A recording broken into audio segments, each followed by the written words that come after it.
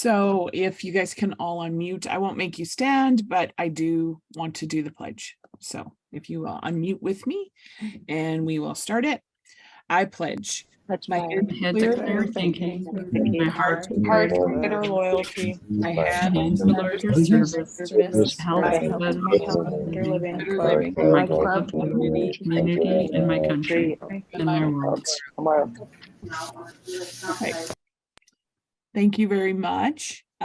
Just so you know that we are recording this session so that you can share it with the other leaders in your club and stuff. And we are trying to conduct project virtual sessions for all the provinces or projects across the province this year. Next up, our program staff is Suzanne Stone. She's Chief Program Delivery Officer, and Suzanne's with us tonight. Myself, I'm Tracy Dietrich, also Program Coordinator, and Sydney Walsh joined our team the 1st of September as the third Program Coordinator. So to get started, we're going to start talking about the project standards. And as a project leader, become familiar with your 4-H project standards, which can be found on the website.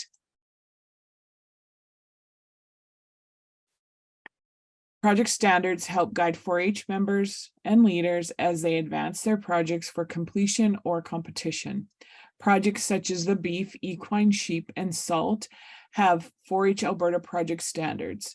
If the project you're leading does not have written standards provided by 4-H Alberta, this is an opportunity for you and your members to be creative and adapt as you go. If your project does not have an official standard, keep in mind that you are still required to follow the 4-H Alberta guidelines and procedures when representing 4-H as a project leader. You'll see the 4-H Alberta reference guide. Project standards guide the operation of 4-H projects for consistency among clubs across the province.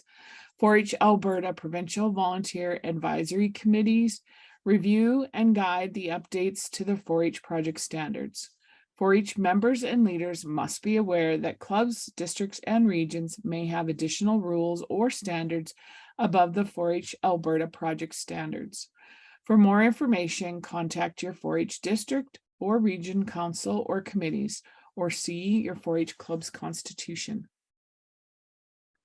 So before we go any farther with that, we are going to look at the horse project standards. Just give me a second, I'll pull that screen up.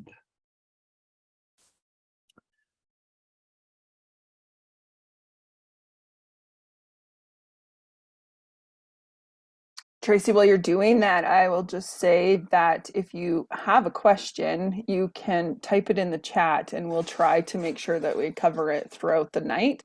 You can use the meeting chat, and you can either send it directly to me or you can send it to the group, and then we'll gather those at the end of the session.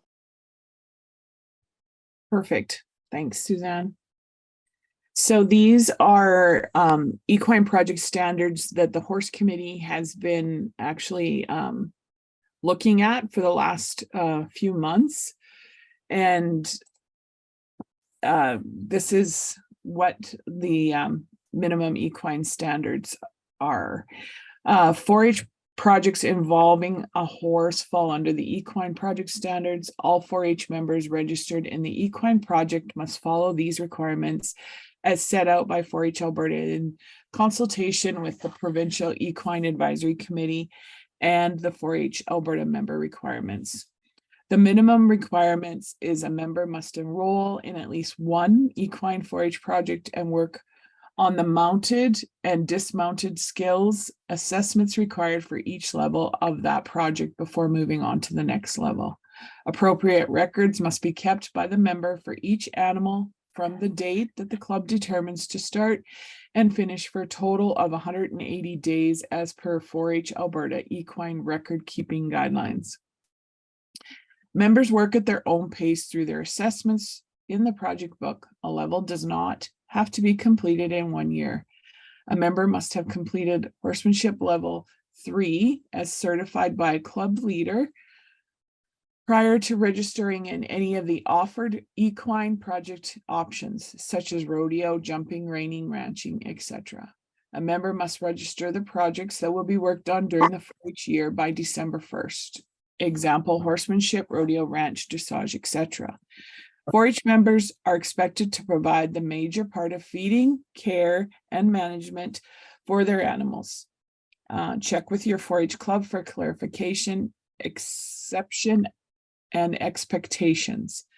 In the event a 4-H member has 2 residents, it is not or is not able to complete the major part of feeding, care, and management due to means out of their control, the 4-H club will ensure that the active role is in realistic proportion to the time spent at that specific residence.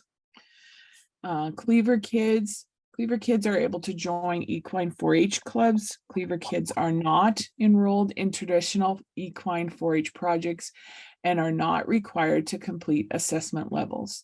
All Cleaver Kid activities involving horses must be under the supervision of the Cleaver Kids leader and be standalone. See Cleaver Kids requirements for more information. The 4-H equine helmet requirement. A certified, properly fitted, approved, non-expired, and structurally sound equestrian helmet must be worn by all 4-H members, including Cleaver Kids, while mounted. All invited youth guests under 18 while mounted as per 4-H age category. And it is strongly recommended by all. Sorry? I think somebody just come off mute. That's all. Okay. And it is strongly recommended by all leaders, instructors, and/or adult invited guest riders while mounted. All equestrian helmets must be certified by ASTM, SEI, or the BSI. Equestrian helmets expire 5 years after purchase. Project identification. All equine project animals must be identified in their project record book by December 1st of the current club year. 4-H members may be required to identify their project animal to the organizing committee prior to acceptance to the equine event beyond the club. Project animals. Equine project members can have 1 equine project and 1 equine project animal until horsemanship level 3 mounted and dismounted are completed. Once the member has graduated beyond horsemanship levels 1 to 3, the member can have only 1 animal per project option unless the project option has 2 components which require significantly different horse skills. All members are to ride safe and suitable mounts for their skill level. Leaders have the right to require project replacement if a project is deemed unsuitable or unsafe. Level 1 to 3 horsemanship project, as long as it is deemed suitable and safe. If at any point a conflict arises due to the suitability or safeness of a mount, the leader or parent/member can request the region's PIAC representative to assess the situation or appoint a non-affiliated person with the club in question to assess the situation. The verdict reached by the assessor will be considered final for the remainder of that club year. Members or their immediate family are encouraged to own their own project animal, or the member may borrow or lease project animals utilizing a formal agreement which must be included in the animal's project record book. The use of stallions over 1 year of age is prohibited. Stallions must be castrated without exception before January 1st of the club year. Replacing an equine project animal. A member's 4-H project animal may be replaced for any of the following reasons with club approval. If a member's animal is deemed unsuitable or unsafe, animals medically unfit or long-term unsoundness, if a project animal dies, the member may be granted permission by the club to participate in their Achievement Day event with a substitute horse. The club may choose not to grant permission if a new animal is not deemed to be a suitable replacement. Tranquilizers. The use of tranquilizers on 4-H project animals immediately preceding or at any 4-H project events are prohibited. Any animal that is tranquilized cannot be shown at a 4-H event. Any participant or member of a participant's family can make a grievance to a committee member responsible for the show regarding suspected use of tranquilizer. The committee must deal with the protest immediately by contacting a veterinarian who will test the animal. If the animal is deemed to be tranquilized, the member will require to pay the veterinarian costs. If the animal is deemed to be not tranquilized, the individual who filed the grievance will pay the veterinary costs incurred. 4-H events, event organizers have the authority to remove dangerous, unsafe, or unsound project animals from 4-H classes or events. Members are required to abide by event rules. You must use your registered 4-H project animal for which you have maintained a project record book during the current 4-H year to compete in any 4-H equine event. 4-H equine projects. Equine projects can be mounted or non-mounted equine projects. 4-H equine projects riding skills levels are defined by the assessment for each specific horsemanship or project option. 4-H equine projects include, and you guys can see the list here. And then non-mounted 4-H equine projects can be non-mounted projects and follow their own guidelines. And then these are a list of the projects and information about them. There is a 4-H standardbred project, horse judging, driving, vaulting, equine creative options, and equine green certificate. Club invitational or interclub project regulations. Invitational 4-H event: when one organization organizes the event and invites 4-H clubs to attend and participate. An invitational 4-H event must be organized or sanctioned by an approved 4-H identity. Interclub 4-H event: when one or more 4-H clubs are involved in the organization and members of 2 or more clubs participate in the event. In the addition to these 4-H Alberta requirements listed therein, there may be additional rules and regulations from the club or interclub project committees. It is your responsibility to know these rules and regulations. The individual organizing committee is responsible for administration and enforcement of rules and regulations. Regulation violation consequences. Anyone violating any of the above requirements will not be able to participate in any 4-H event relating to that project area during the remainder of the project year. If due to unforeseen circumstances, a member is unable to finish a 4-H project in the traditional accepted manner, the club, district, and regional committee or club district regional committee and or club leadership, along with the 4-H member, need to consider and explore alternate methods that support a successful completion of a member's project. 4-H Alberta provides a safe, fun, and inclusive environment for our members that is supported by caring adults who recognize that. In trying times, 4-H can also be flexible and accommodating to best serve our positive youth development focus. And then the bottom part of the standards talk about 4-H rodeos, invitational, interclub, minimum safety requirements, 4-H member requirements for rodeo events, rodeo committee requirements, and then what is acceptable 4-H rodeo events. So these, like I said, are the equine standards, and they can be found on the website under the Equine Project. Was there any questions that came up or that you have about these before we move on? Tracy, it's Kelly. Yeah.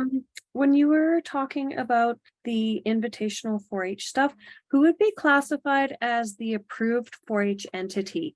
The reason I'm asking is I'm also a member of the Western Canadian Miniature Horse Club, and we were thinking of doing a like a multidiscipline clinic for those that have miniature horses in my 4-H club and anybody in our area that happen to have minis, just to try and get people a little bit more interested in both 4-H and the minis. So if I wanted to go ahead and do that, who would be my approved 4-H entity I would need to speak with? Probably your club.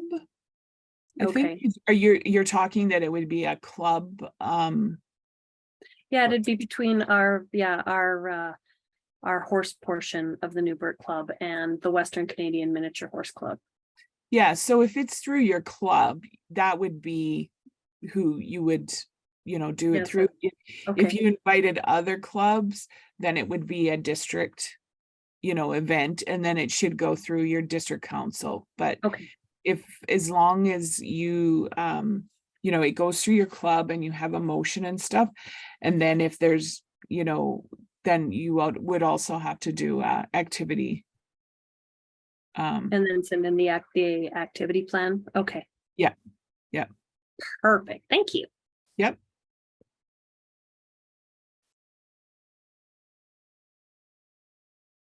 Nobody else has any questions about these? I kind of do. Hi, it's Amber. The cleavers, it says it has to be a standalone thing. So if we're doing riding lessons, do they have to have their own separate group, or like how does that work? Because we have one who is really, really good rider. So she's not necessarily riding to do levels, but she is riding in a different group than the other two cleavers, just based on her horse, like her ability its own, and the fact that her horse actually was targeting the other cleaver on a mini horse. So we actually had to separate them. Is that okay? Or is it a set thing that they have to be separate? Beavers is Suzanne's aisle, and she will talk to that. So being part of a horse 4-H club, that for the cleaver age group, cleavers number one focus on the 4 areas of skill development, and they don't take on a traditional project. Now they get to explore various projects, and we allow them to ride, but that is why there's a standalone activity. They do require, I know there's some cleavers out there that can outride seniors or juniors, but they do require additional supervision from time to time, and they should be riding in their own age group to make sure that we have that adequate supervision for them. And it's how you schedule your day. So if you can put your cleavers together and they ride from 1 to 2 or whatever it is, as long as that they are riding in that standalone group, that is the requirement. Hopefully that answered your question. So they do need to be in their own group, and cleavers don't take on that additional project work that other members do. So they're not required to complete a record book. They're not required to participate in the levels. They're focused on those 4 areas of skill development, as well as making sure safety is the number one priority.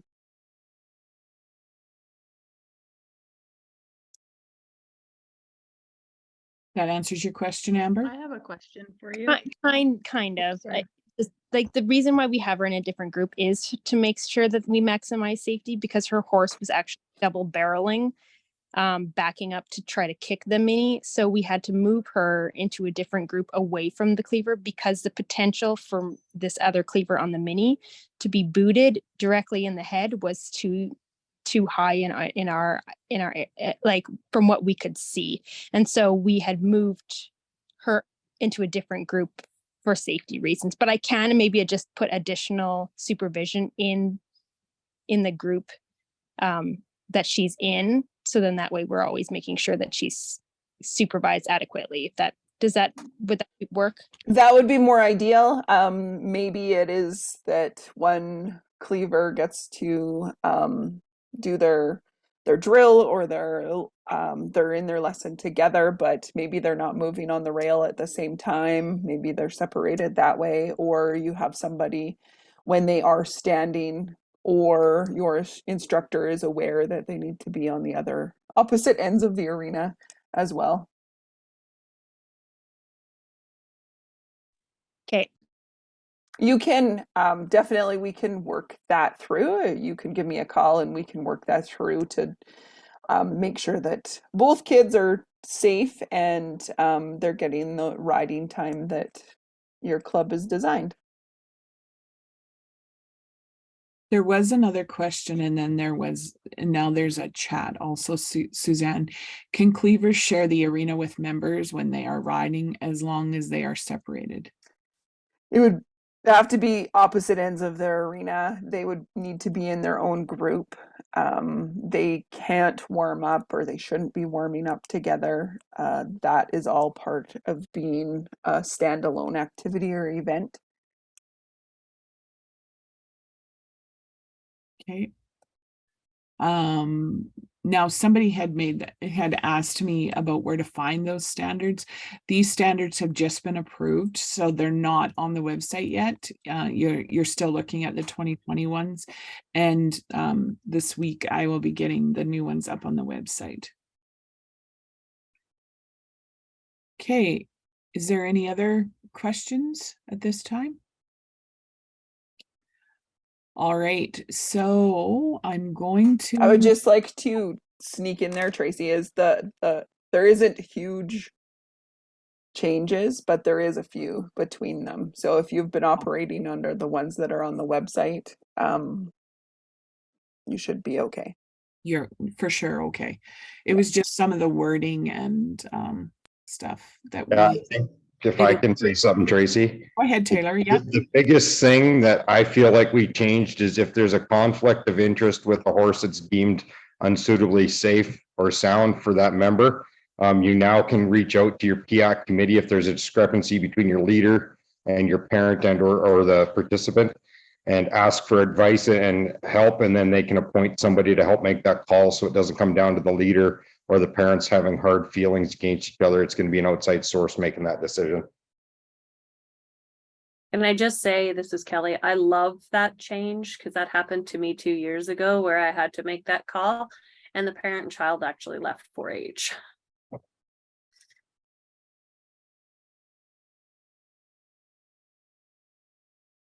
Great. Perfect. So Taylor that was just speaking, Taylor Rose, is the chairman of the PIAC committee, and he's going to just talk a little bit about the committee and what their role is. All right. Hey, hello everybody. So with PIAC committee, our job is to make sure that the standards are up to date. Any literature, their assessments and all that is current. If we need to make changes, we need to go through all the proper channels and through 4-H and make sure we can update accordingly and cost effectively, and just make sure that our equine project is following the best, most current practices and principles out there. The biggest thing I have to remember on that is that 4-H covers a wide range of skill levels between horses and riders. So we're trying to accommodate as many different avenues as we can, so we don't have a specific AQHA or Arabian or vice versa set of rules that we follow. We kind of have our own general that we try to make best suited for 4-H kids. to be on the PIAC committee, you need to be elected, and there's a couple different ways it happens. It depends on your region. So I'm from the West Central region. So the West Central region has a standalone horse committee that runs off of the West Central Regional Council. And our horse committee plans, our main thing is we plan a horse show. So our committee, our horse committee elects our PIAC rep from our region. And I know other regions that regional council themselves will appoint a PIAC rep.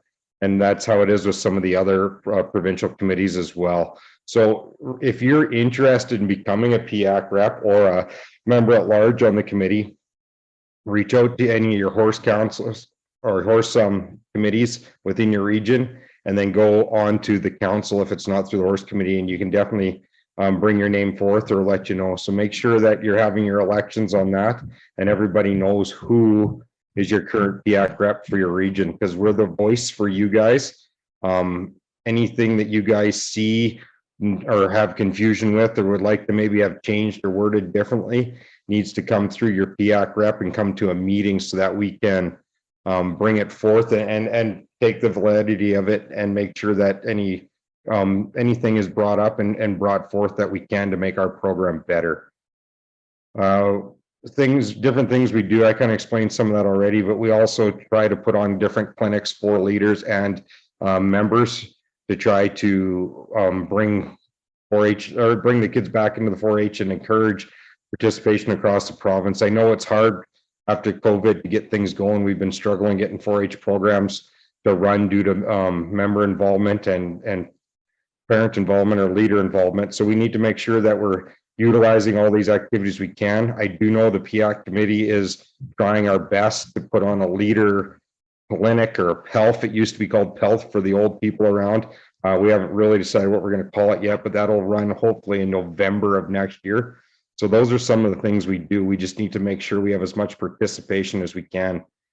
We have 3 to 4 meetings a year, just depends on how many topics and what all needs to be decided, discussed, or what all we're working on. And then there's standalone committees. We had a fantastic standalone committee that worked on these equine standards and presenting list changes. So they did an awesome job with that. And our elections are in May, so our term starts in May, and that's about it that I have, Tracy. Yeah, I think you did really good, Taylor. You outlined it really well. So as you can see, that the equine committee is not the only one. There are a number in the province. There's beef, equine, sheep. We have a communication advisory committee, and then also SALT, science, art, life skills, technology, and trade. And then, like Taylor mentioned, each of these committees has some subcommittees under them that do little projects throughout the year. So next up, Suzanne is going to introduce Kathy. And I will start sharing. So I know Kathy is here. So I'd like to welcome Kathy Judson. Kathy is, she spent more time in the back of a horse than she has on Zoom. So we're going to coach her through this Zoom process. And I'm thankful that she agreed to come on Zoom tonight. Kathy is very knowledgeable and a very successful horsewoman. And 4-H has leaned on her for quite a few years to help us elevate and use these levels to make sure that our 4-H members have been and continue being successful in the Equine Project, as well as developing their horsemanship along the way. So we invited Kathy along to give us a snapshot of those horsemanship levels, what they look like, why are they so important for our members to work through, and how you as a 4-H leader can use them in your club, and where can you seek some resources like Kathy, I guess. So Kathy, I'm going to turn it over to you. You can expand on my introduction, and I think we'll turn the floor over to you. I like the introduction, more time on the back of a horse, and you can see behind me the back of a horse than on Zoom. So I just actually went through some of my books, my 4-H leader books, and it says right in your horsemanship introduction, it says the assessment tools that you're given are about to work through with your leader will give you a better idea of where you are needing to work with your horse for the project here. Regardless of your age and experience, you should work through these tools from the start. New members and experienced riders alike should make certain that all skills listed have been mastered. In your 4-H manual books, you go through levels and it explains what you need to go through and how you achieve them. You have resources like me and a lot of 4-H ex-members, alumni, or whatever you want to call them. They've gone through the program. They're usually around in the country somewhere. So what else can I tell you? So just go through of what, like a basic overview of what level 1 to 3 captures, and how would a 4-H club get started if they're not familiar with those? Because we do have tons of resources. You're right. Tons of resources. Okay, the first one that you guys really emphasize is finding the suitable mount for your child with safety in mind. And I want to just reiterate on the kicking horse. That is not safe. And in my profession and my experience, you need to get rid of that horse out of the situation, because it's not just the rider that's riding that horse, it's everybody else that's involved. So anyway, going on to level 1 is basically learning how to mount your horse, sit on it properly, get proper balance, learn how to use your reins. So you have 3 or 4 different reins: direct reins, open rein, indirect rein. So they're introduced to all that stuff the first level, and then it's worked on and developed in more levels. There's in your 4-H books, there's a guide as to what you do. So level 1, you're riding the horse, you do a tack check, which is important. Okay. So we're going to make sure that our tack is all safe and it fits the horse right, and go from there. Okay. Helmet on the children and heeled boots. Okay. I'm really adamant about that. Also, I don't like my children or my students showing up with sweats on. We're riding horses. We're going to be riding in appropriate wear, as in jeans or English riding outfit, right? Okay, so we have rein effects. I just went through that. So we have open rein and 2 direct reins. So an open rein is the first one you learn how to use.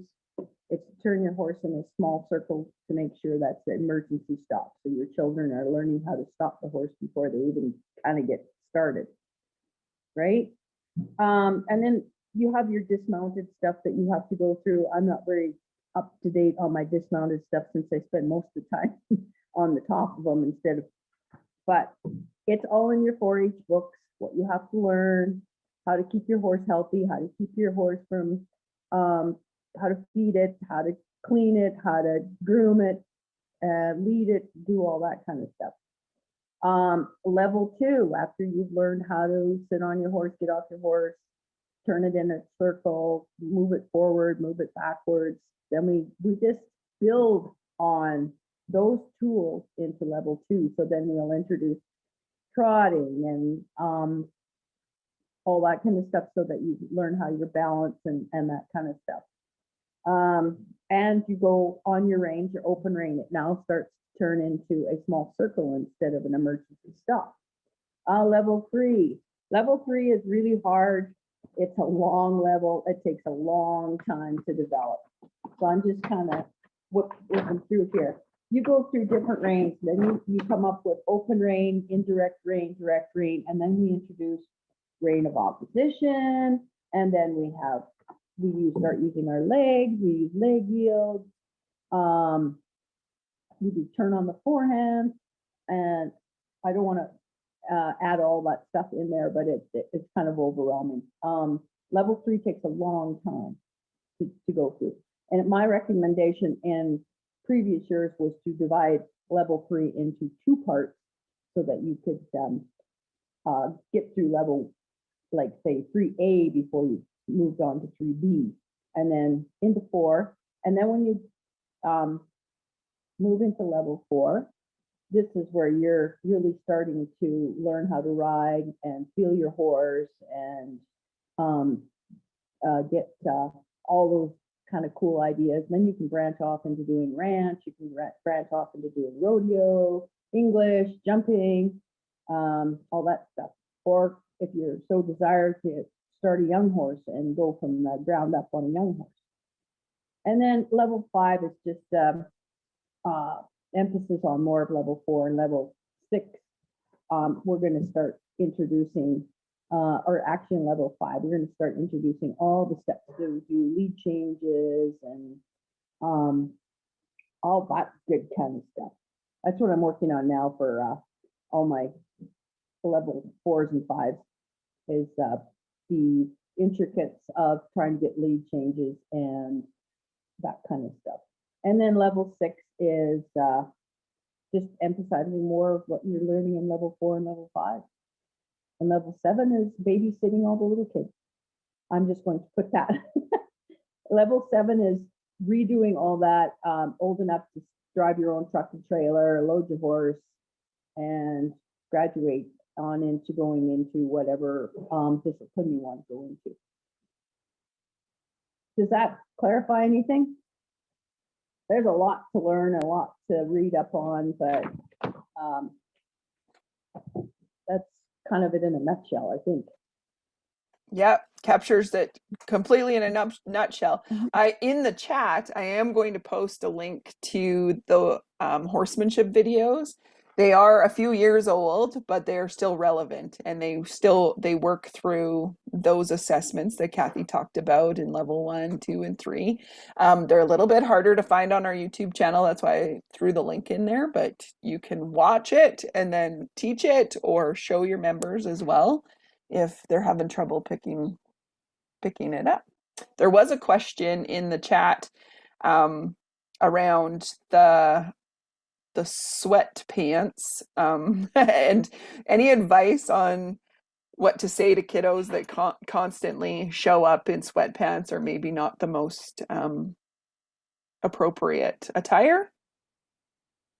You should ask the children that I teach. They show up once and the next time, and I said, as an instructor, my job is to teach you how to ride better, to achieve all your skills and stuff. And I said, and then I look at him and I said, and I don't find that at all nice to do when you're wearing sweats. And I tell them that I think it's disrespectful to the instructor when you show up and you're not properly attired. I lay it on the line. And they usually don't ever show up again with sweats. Or and another thing too, when they're grooming the horses and they have stuff in their horse's tail, they don't show up the second time with stuff in their horse's tail. I'm fussy. I just love it. Suzanne, when you were talking about the resources, I missed that slide. So when Kathy's done, we'll just pop back to it too. Okay, I did throw some links in there. Yeah. So there's a question in there, and I know this may not be a Kathy question, but a PIAC question, but Kathy, stay on, because I'm sure there's another one coming your way. If you pass level 3, are you able to go to the 4-H rodeo? Then the next year you decide to use a different horse. Do you have to use the same horse for rodeo? So what I'm piecing that one out is, if you pass level 3, are you able to go to a 4-H rodeo? Taylor, you want to answer that one? Yeah, I guess I was pretty sure East Central, you had to be a level 2 to do the rodeos. But once you're in a level 2, you can switch your project horse at any time. You just have to remember that if you're using a project horse this year that's far more skilled than the one you're using next year, you can't go back down a level. So if you pass up to a level 3 and you're riding this horse at the 4-H rodeos and for your Western horsemanship project, and then you go to a different horse the next year, you're still expected to compete at a level 3 or higher the following year. You can't go backwards. Okay, thanks. That's a good question. That's a very common question, actually. So Suzanne, I guess this was our first year at that Calgary 4-H rodeo. And I know we have talked about it at PIAC a little bit that one typically doesn't follow the 4-H. I don't want to say it doesn't follow the 4-H standards, but it doesn't, like, there was never any guidelines. So for my daughter, she took 2 different horses because she is she's a level 2, close to being into that level 3. But she took 2. There was no guidelines or no stipulations that she couldn't be there. The stipulation was that she had to ride. If she wasn't in a horse group, they would test her down there. And as long as she passed the level 2, like she brought 2 horses, one to rope on and one to do all the other events. So that's, I think, where the confusion is that maybe that rodeo, I've never been to another 4-H rodeo, but that rodeo is deemed a 4-H rodeo, but it doesn't seem to follow, like when they do their events, they're not doing like barrels level 2, right? They're just doing it all as junior, senior, intermediate. So is that a fair assumption to say, like, if her barrel horse was old and we retired it, she could still bring another barrel horse next year because technically there's no stipulation on that? We're gonna have to work with that committee a little bit more. There is improvement each year that rodeo is held, and they really want to invite members that are enthusiastic about rodeo, and sometimes that also involves non-equine members. And our standards do say in order to participate in a rodeo, you need to be in level 2. It doesn't indicate the horses that you were mentioning, like a double horse or 2 horses, when they go to a rodeo. So that's something we can definitely look at. And yeah, I do recognize that they don't put their members into levels, they're into age groups. So we'll continue to work with the committee. It is a great opportunity, good clinics there for members to learn. We just have to make sure that we can continue to work together to make sure that they fall in our equine standards, as well as be able to provide that opportunity. Our equine standards do say in order to take a full rodeo project, members do need to be past level 3. So that means that they have a horse that is in the rodeo project, and that is solely what they're used for. They've completed those horsemanship levels. That's very similar to if they take on a jumping project or a ranch horse project or dressage or the other options that are out there. They do need to complete level 1 to 3 before they take on those projects. So I don't know if I answered your question, but we will continue to work with the Calgary Stampede Rodeo. I think the rodeos out in East Central, they follow the members need to be in level 2, but when they compete, they're in their age groups, not in their levels as well.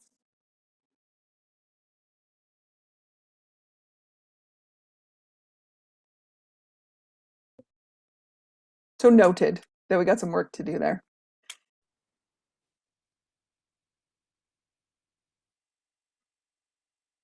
Anybody else have questions? For Kathy?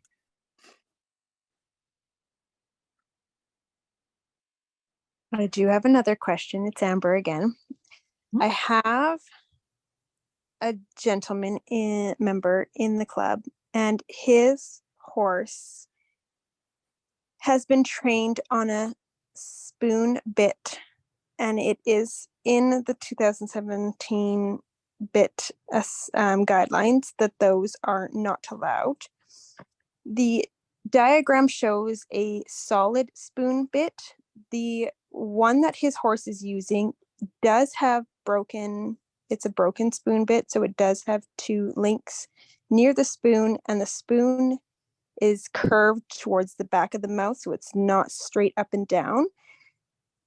And I told him that I would ask at the horse committee and see if that's different or than what's in the diagram, and maybe what other people's thoughts are on that bit or this situation.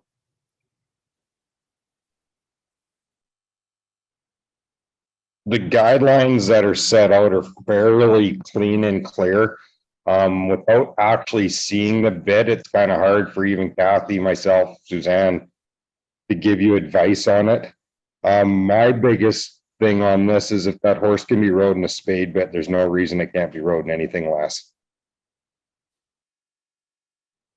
I was just going to say the same thing. We had one member in the Newbrook Club last year. Her horse is a finished bridle horse, and that's the same type of a bridle she was riding in, and we bumped her down to a snaffle with no problem.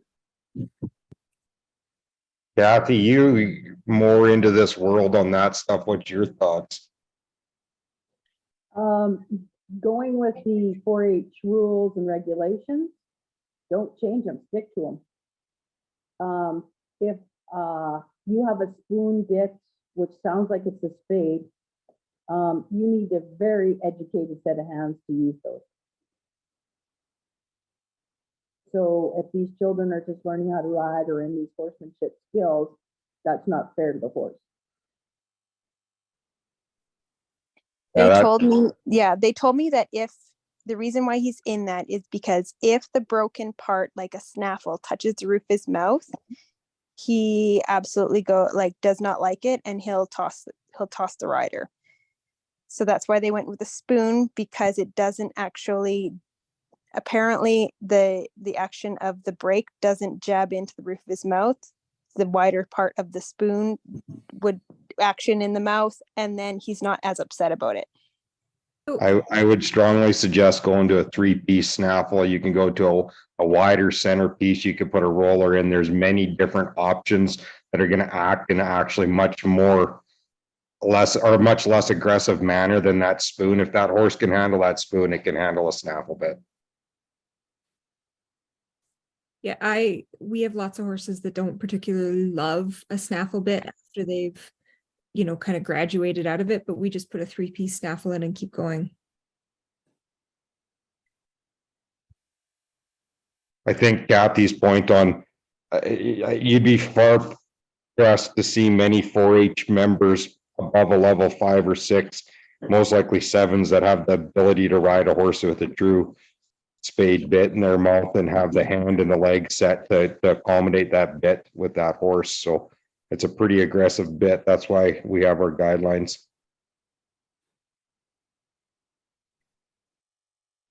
Okay, I will let him know that it's still a no on the spoon.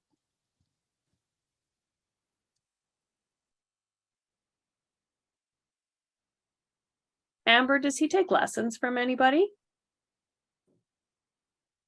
My suggestion would be, if he does take lessons, to take a variety of bits and try them with his instructor first, and then you can see which one they like the best before you come into 4-H and use your 4-H as a trial and error. Yeah, I'll suggest that strongly, that he rides with the person that he's been riding with this horse, that he tries a variety of different bits that meet the guidelines that are allowed.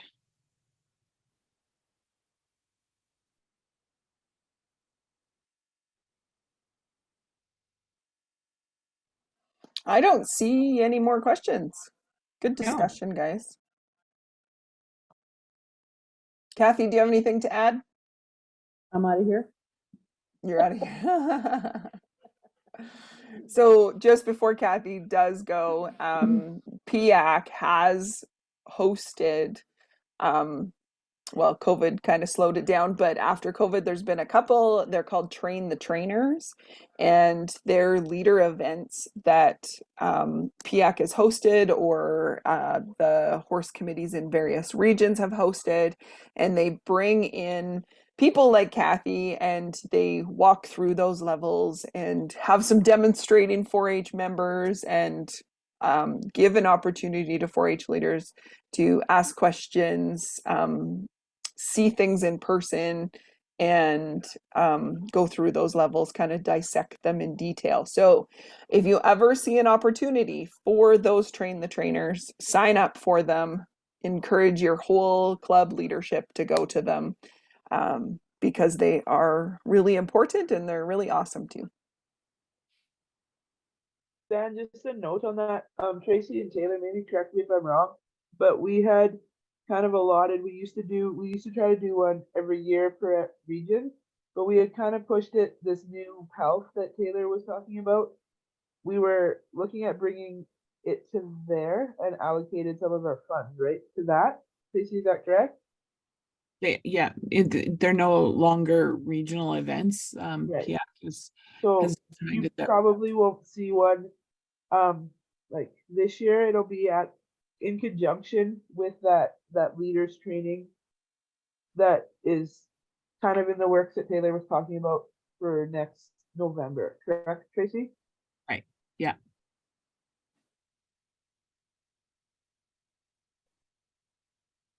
Okay, perfect. Thanks, Kathy, for joining us and talking through the levels. And yeah. Well, I'm only a phone call away if you need help or need some kind of opinion on it anyway. Okay, That's thank you. perfect. Good night. Good night.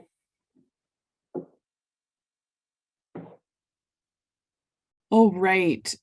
Tracy, I'll just jump in there, because Yeah.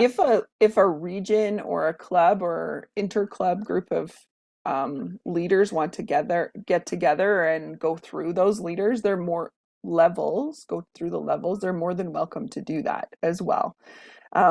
So I like the idea of the provincial event. That's awesome. But if they're needing something in the meantime and there's a keen group of people, as you can go ahead and make that plan too, if that makes sense. For sure. Mm-hmm. So I said I missed a slide, and it was the resource slide, which I'm not sure how it bounced off. And I just have a list of the leader resources that we have. Their project leader guides, the Canada 4-H Learns, their list of resources. You might be able to find something that you're looking for there. And Suzanne had put the link up for the 4-H Alberta YouTube channel that has the assessment videos on, and then there's a few other ones there. Hopefully I'm going to get that cleaned up so that your assessment videos will be easier to find. I think your number one leader resource is other 4-H leaders in your district or your region that you can get in contact with and talk, what they're doing, what you're doing, and ask questions. Member resources are the member project guides, base book and your record book project insert, or your base book and then your record book project insert.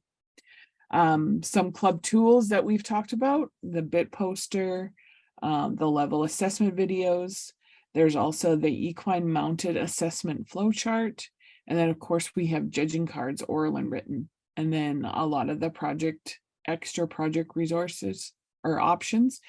And those resources are available in the Staples ePrint site, or they are on our website, 4hab.com. So yeah, sorry I missed that before, but Suzanne has put all the links in the chat which helps a lot for you guys to quick access that stuff. Talked about advisory committees. You can buy the videos on USB through the resource when you're buying your club resources too. So don't forget that if you want those videos on USB, it is available there. You would probably have to contact me, I think now, Taylor, being Okay. as those don't go through, because they're not, we don't have those on the Staples website. Okay, So- so yeah, if you want it on USB, contact Tracy, then it's sometimes a little easier to go navigate through it that way. Yeah. We So We might need a different format than USB. I'm looking at my computer and there's no USB connections anymore. you're right, there isn't. Oh, that's so funny. It's so fun keeping our stuff up to date, eh? And Oh, like, it's so expensive. yeah, they are for sure on the YouTube channel, and they're quite easy to access there. And you're not, it's just the USB was because, you know, sometimes people's internet isn't very good and whatnot. So that's why we did it that way. But you're exactly right. USB doesn't exist on a lot of the new computers. Hmm. So I'm just gonna share one more screen with you guys. And that is our sponsors for, oh, I gotta put it on. There we go. Our sponsors for the virtual equine learning session. We would like to express our sincerest appreciation to our provincial partners and supporters for their continued investment and support of our programs. Our Diamond Clover sponsor is Alberta government. And our Emerald Clover sponsors are Alberta Recycling, Eltalink, ATB, Calgary Stampede Foundation, CPA, Chartered Professional Accountants, and UFA. Gold Clover sponsors, AFSC. Silver Clover sponsors, RBC Foundation, Save on Foods, Wolf Carbon Solutions. Bronze sponsors, Federation of Alberta Gas Co-ops, Gas Alberta Inc., Lakeline College, Olds College, PV Mart, and a Green Clover sponsor, FCC, Farm Credit Canada. And we appreciate their continued support of our programs. So that being said, now we just have an opportunity for you guys to talk or ask more questions. You know, we've got a few PIAC reps here. You can ask questions, or if you have comments, this is the time to ask now.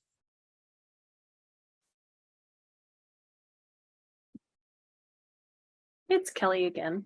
So I have a miniature pony program with the Newbrook 4-H Club, as well as the equine program. And I have a young fella, he's in his second year this year, but we really don't have any guidelines. So if I was reading that correctly in the equine assessment, like our rules, and can't think of the word, it's been a long day. I just have to make sure that because he's also, yeah, he has muscular dystrophy. So he can't get around much. So doing his dismounted skills with the pony, he's pretty wobbly and stuff, but the pony's really good with the wheelchair. And we have lots of parental supervision and leader supervision. Now, because he drives my pony, does he have to be a level 3? That was kind of my question last year, just based on the horse rules. In order to go into driving, you had to be a level 3, but with these little guys, does that apply, or do I just kind of go along the lines of, if I think he's safe with proper supervision, just run with it? I had to make you guys put your thoughts on. Taylor, like you guys know this much better than me, Taylor, so Uh, Do you want me to help you out, Taylor? yeah, 'cause Or put a point in there for debate? So what I observe is that he would be fine to participate in that safely. It sounds like you have a safety plan, sounds like you Oh, got yeah. great supervision. Because even with the levels, like we talked about that a member needs to be completed level 1 to 3 before they take on a rodeo, ranch horse, jumping, dressage, full-fledged project and focus on that and get support and develop their skills in that area. They need to do the horsemanship levels, but that doesn't mean that you can't introduce them to those things throughout level 1 to 3. So Taylor, you can take it from there. So there are level 1 to 3s that are riding English, right? And say they might be doing trot poles, but at their level.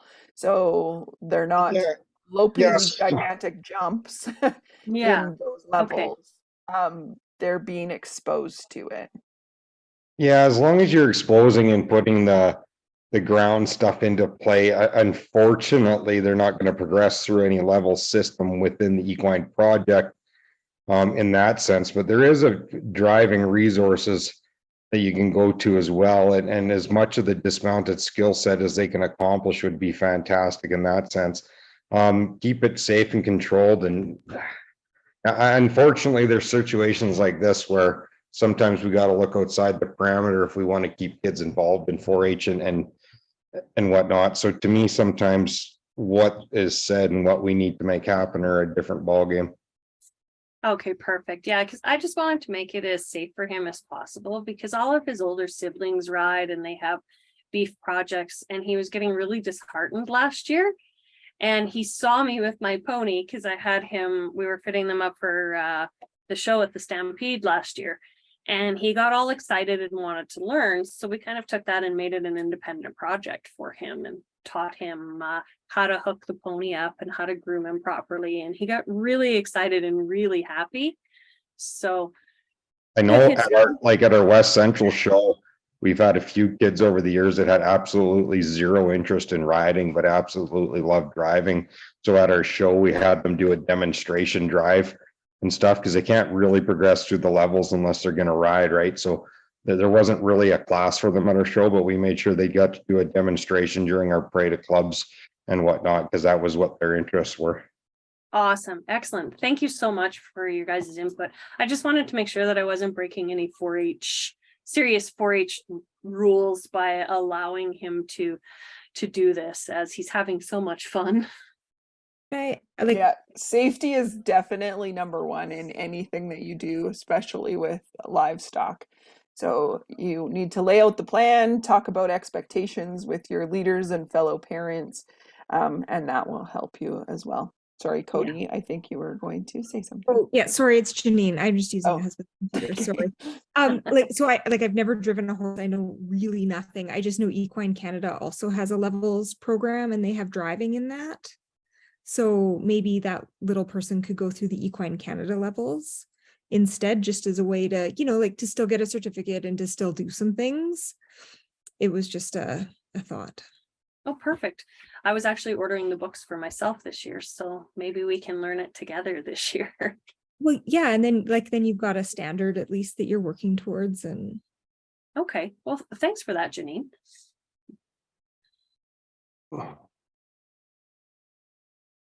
hey, is there any other comments, questions? I love that you guys are networking and figuring stuff out that'll help the members in your clubs.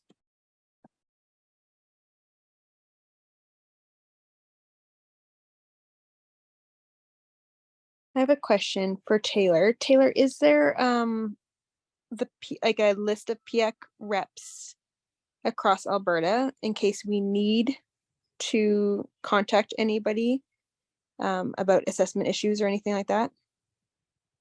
I don't actually know if it is posted anywhere on the website or anything. Is it, Tracy, Suzanne? I don't think so. it is not. No. So that the is best would be to, I'll put that email in the chat too, is to reach out either to Tracy and she can direct it to the right way. Or we have a generic programs email too. You can say, I'm looking for my PIAC rep in the interim and we can see if we can maybe put the list on the website. perfect.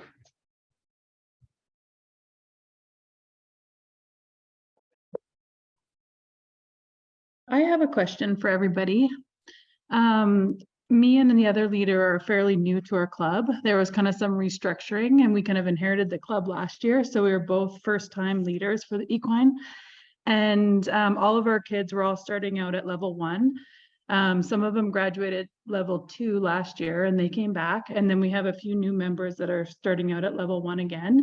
And I'm just wondering how you guys, when you have kids with different levels, are you bringing in like parents or instructors for every different level, or are they all kind of grouped together and you're just monitoring what they're doing and working with them that way?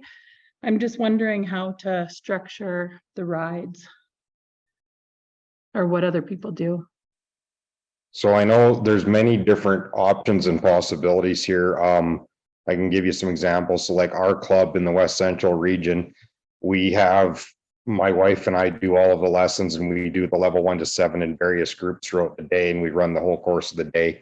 There's a magnitude other clubs within our region that pay instructors or trainers to come in, and they may have the same person 2 or 3 times throughout the year. They may have them for all the events throughout the year. They may go to multiple different ones. There's also a couple of clubs in our region that does their own private lessons. They never actually get together as a group. They ride individually with an instructor or a trainer, whatnot. So you need to find what works best for you and your club. If you can have one instructor for the day or break it into a couple for the day, and always, I find it easier if your kids are broken into their individual skill sets. The closer in skill level they are during a lesson, the faster and the easier you can progress and understand topics.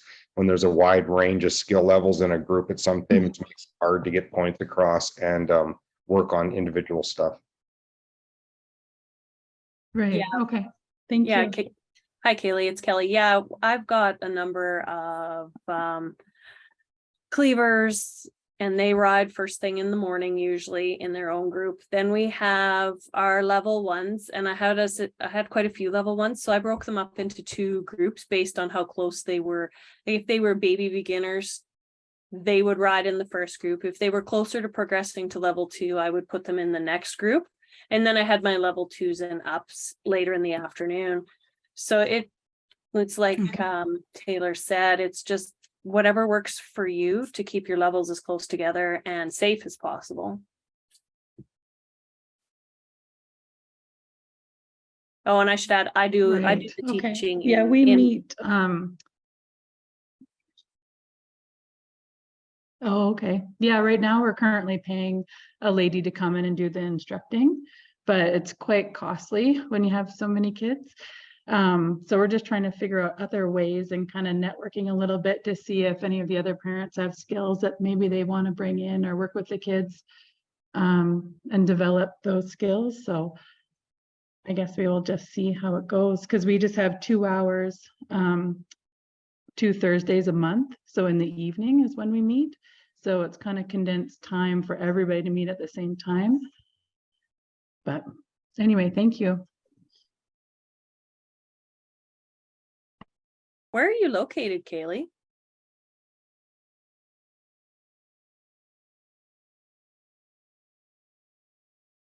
The South region. Little far away from me. Yeah. Yeah, I was gonna say, because if you were up here in the Northwest, I have a few really good friends that are screen leaders that would love to come and do clinics and help you out.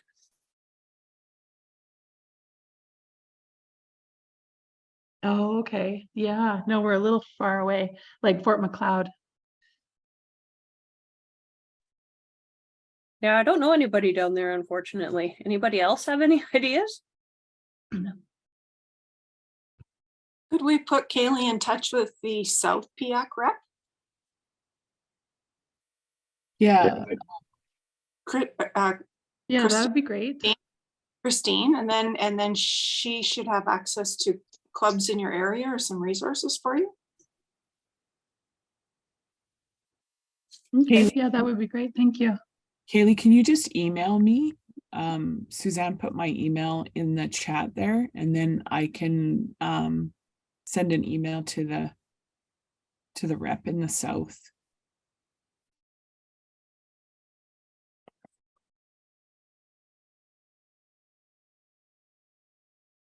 Sorry, I was on mute. Yes, I will do that. Thank you. Yeah.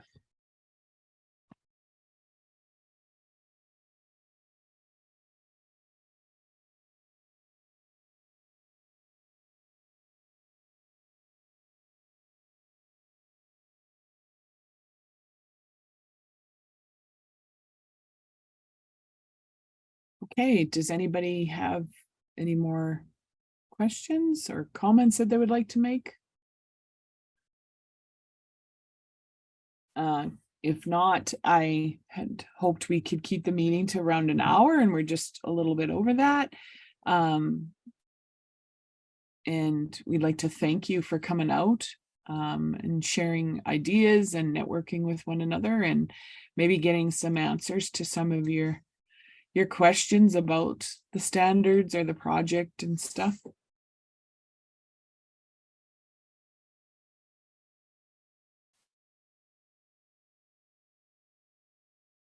All right then. Well, everybody have a good club startup. Thanks for coming, and hopefully we get to chat again later on. Thanks, everybody. Have a wonderful evening. Yes, thank you too. Have a good night. Good night.